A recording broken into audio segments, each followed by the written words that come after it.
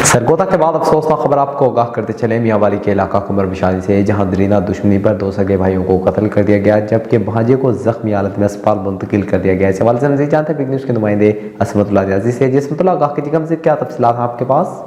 जी बिल्कुल, कमर मुशानी के रहायशी अराई और शौखैल बरादरी का गुज़श्ता कुछ अरसा से झगड़ा चल रहा था कि मुबैना तौर पर शौखैल बरादरी ने घात लगाकर ज़ियोल्ला और अताउल्ला नामी 2 सगे भाइयों को फायरिंग करके कत्ल कर दिया, जबकि उनके साथ बैठे हुए भांजे को जख्मी कर दिया। वाक़या इस वक्त पेश आया जब अराई बरादरी के लोग जीप में सफर कर रहे थे और घात में बैठे हुए अफराद ने इन पर फायरिंग कर दी और मौका से फरार हो गए। अराई बरादरी ने मुल्ज़मान के गिरफ्तार होने के लिए लाशें सड़क पर रखकर मियाँ वाली बनू रोड को भी ब्लॉक कर दिया था, जहाँ पर एसपी इन्वेस्टिगेशन ज़ियोल्ला जो मौके पर पहुंच गए थे और उनके साथ मुज़ाकरात करके जो ब्लॉक रोड था वो खोल दिया गया है, जबकि एक मुल्ज़िम कैसर खान को गिरफ्तार कर लिया गया है। जी